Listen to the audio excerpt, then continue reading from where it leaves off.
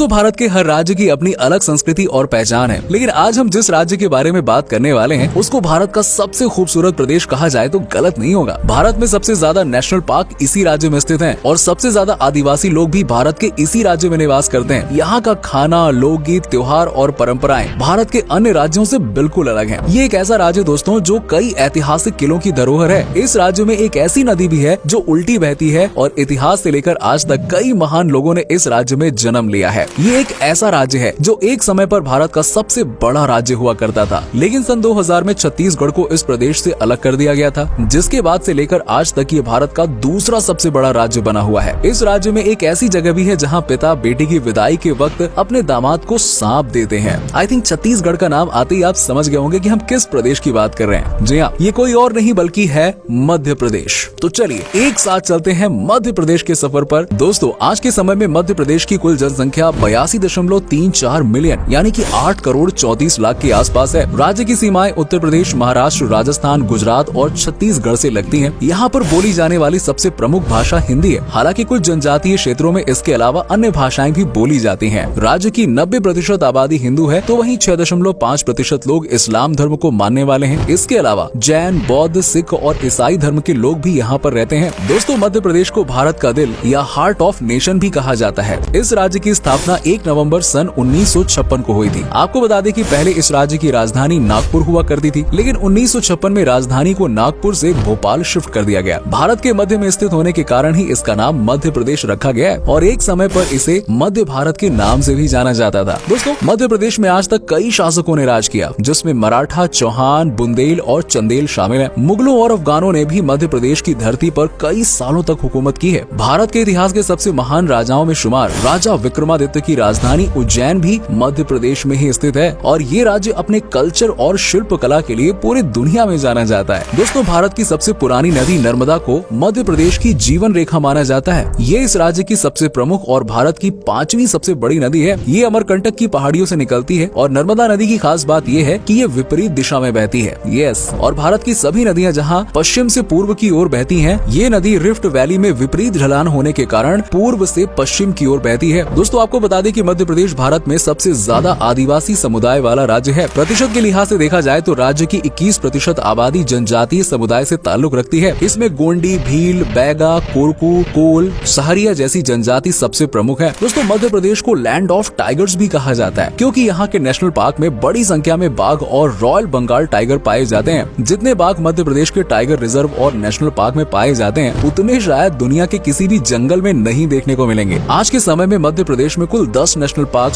6 tiger reserve, 24 wild life sanctuary है और इस कारण से पूरे राज्य में आपको हर तरफ हरियाली और जंगल ही जंगल नजर आएंगे। इनमें Bandhavgarh national park, Kanha national park, Pench tiger reserve सबसे प्रमुख है। हर साल लाखों की संख्या में पर्यटक मध्य प्रदेश में बाघों को देखने के लिए आते हैं। फेमस किताब जंगल बुक मध्य प्रदेश के इन्हीं जंगलों से इंस्पायर्ड होकर लिखी गई थी। दोस्तों, मध्य प्रदेश का पन्ना जिला अपने हीरे की खदानों के लिए पूरी दुनिया में फेमस है। भारत के सबसे ज्यादा हीरे यहीं पर पाए जाते हैं। लगभग 50 किलोमीटर के एरिया में यहाँ पर जमीन के नीचे हीरे पाए जाते हैं और हजारों लोग आज भी यहाँ पर हीरा निकालने के काम में जुटे हुए हैं और मन लगाकर काम कर रहे हैं। दोस्तों, पन्ना की हीरा खदानों का सालाना व्यापार $1 बिलियन से भी ज्यादा पहुँच गया है। साथ ही ये कोयला, मैग्नीज, बॉक्साइट और डोलोमाइट में भी समृद्ध है। इसके अलावा चंदेरी की साड़ी के बारे में तो आपने सुना ही होगा। चंदेरी में सिल्क से बनने वाली साड़ी की डिमांड आज देश के कोने कोने में है। दोस्तों, मध्य प्रदेश की धरती को काफी पवित्र माना जाता है। भगवान शिव के 12 ज्योतिर्लिंगों में से एक ज्योतिर्लिंग मध्य प्रदेश में ही स्थित है। महाकालेश्वर और ओमकारेश्वर ज्योतिर्लिंग श्रद्धालुओं के बीच में पवित्र आस्था का केंद्र है और इसके अलावा उज्जैन में भी कई और ऐतिहासिक मंदिर बने हुए हैं, जिनमें काल भैरव मंदिर और महादेव के मंदिर प्रमुख हैं। दोस्तों, मध्य प्रदेश के उज्जैन को महाकाल की नगरी के नाम से भी जाना जाता है। हर 12 साल में यहाँ पर कुंभ मेले का आयोजन किया जाता है। आखिरी बार साल 2016 में यहाँ पर कुंभ मेले का आयोजन किया गया था और अब साल 2028 में उज्जैन में कुंभ मेला देखने को मिलेगा। कुंभ मेले के अलावा भी अन्य कई त्योहार और फेस्टिवल मध्य प्रदेश में बहुत ही धूमधाम से मनाए जाते हैं। खंडवा जिले के पास नर्मदा नदी का हनुवंतिया आइलैंड बना हुआ है। यहाँ हर साल भारत के सबसे बड़े जल महोत्सव का आयोजन किया जाता है। इसके अलावा भगोरिया हाट फेस्टिवल, मालवा उत्सव, तानसेन समारोह, खजुराहो डांस फेस्टिवल जैसे अनेकों फेस्टिवल्स का आयोजन किया जाता है। साथ ही होली, दिवाली, दशहरा जैसे त्योहार तो यहाँ क्या ही बोले, बहुत ही धूमधाम से मनाए जाते हैं। दोस्तों, आपकी जानकारी के लिए बता दें कि मध्य प्रदेश की टोटल GDP $150 बिलियन के करीब है। राज्य में सबसे ज्यादा लोग कृषि से ही जुड़े हुए हैं। इसके अलावा forest products, industries, mineral resources and cottage industry आदि क्षेत्रों में भी मध्य प्रदेश की अर्थव्यवस्था को मदद मिलती है। सोयाबीन, चना, उड़द, तुअर, मसूर के उत्पादन में मध्य प्रदेश पूरे भारत में पहले स्थान पर आता है, तो वहीं मक्का, तिल, मूंग के उत्पादन में राज्य दूसरे नंबर पर है। इसके अलावा गेहूं, चना, मटर, सरसों, गन्ने का उत्पादन भी यहाँ पर काफी बड़े पैमाने पर किया जाता है। दोस्तों, मध्य प्रदेश में कई महान हस्तियों का जन्म हुआ है। चंद्रशेखर आजाद, अटल बिहारी वाजपेयी, लता मंगेशकर और तनिता भील जैसे महान लोगों का जन्म मध्य प्रदेश की पवित्र धरती पर ही हुआ है। साथ ही पूर्व क्रिकेटर मंसूर अली खान पटौदी, फिल्म जगत के मशहूर कलाकार सलमान खान, अर्जुन रामपाल, किशोर कुमार और जया बच्चन जैसे अनेक विभूतियों का जन्म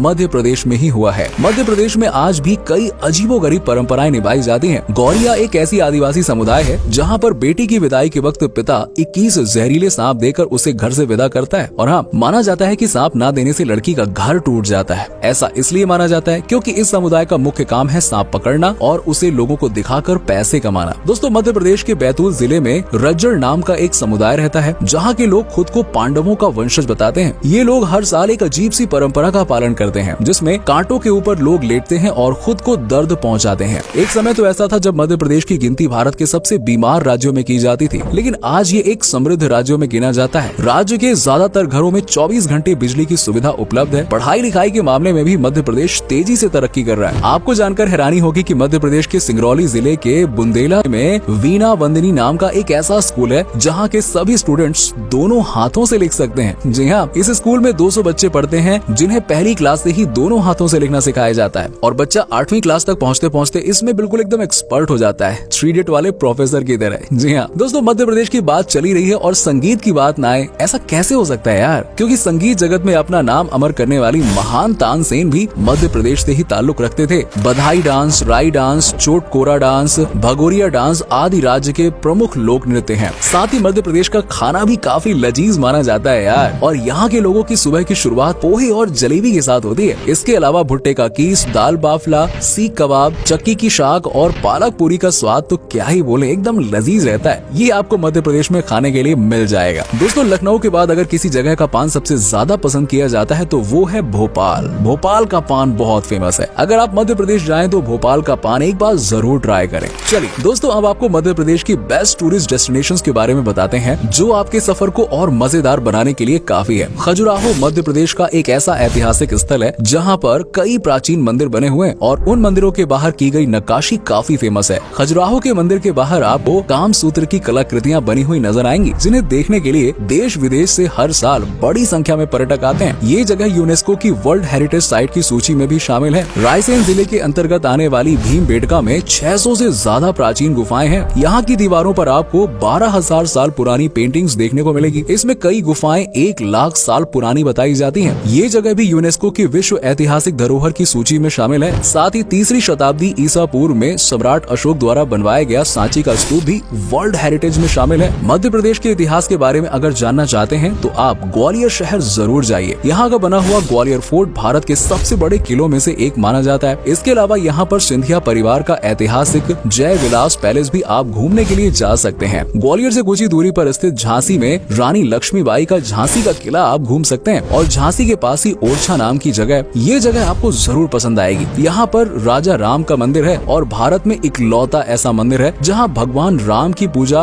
राजा के भेष में की जाती है। मांडू शहर में आप मांडू फोर्ट जा सकते हैं। पचमढ़ी पहाड़ी और अमरकंटक जैसे हिल स्टेशन पर आप अपने परिवार और दोस्तों के साथ में जा सकते हैं। यहाँ की ताजी हवा तो आपको मंत्रमुग्ध कर देगी और आपका यहाँ से वापस आने का तो मन ही नहीं करेगा। और दोस्तों, अगर आप मध्य प्रदेश में घूमने के लिए जा ही रहे हैं तो आप इंदौर, भोपाल, जबलपुर, सागर, उज्जैन और मुरैना घूमने के लिए जा सकते हैं। इन सभी शहरों में आप कई ऐतिहासिक जगह और प्राचीन मंदिरों को देखने के लिए जा सकते हैं। दोस्तों, मध्य प्रदेश भारत के मध्य में स्थित है और इसीलिए आपको यहाँ तक पहुँचने के लिए सभी साधन आसानी से मिल जाएंगे। आप सड़क मार्ग, रेल मार्ग या फिर हवाई मार्ग किसी भी तरीके से मध्य प्रदेश तक पहुँच सकते हैं। कनेक्टिविटी जबरदस्त है। आप भारत के एक कोने से दूसरे कोने में जाएंगे तो मध्य प्रदेश से होकर ही गुजरना पड़ेगा। तो दोस्तों, ये था भारत के बहुत ही खूबसूरत राज्यों में से एक मध्य प्रदेश। उम्मीद करता हूँ कि आपको हमारा ये एपिसोड पसंद आया होगा। अगर आप में से अगर कोई मध्य प्रदेश से है तो हमें जरूर बताना। हमें नीचे कमेंट करके जरूर बताइए कि आज की वीडियो में आपको मध्य प्रदेश की कौन सी बात सबसे अच्छी लगी। वैसे क्या आप गए हो मध्य प्रदेश, और गए हो तो आपका एक्सपीरियंस कैसा रहा है, ये भी हमारे साथ जरूर शेयर करिए।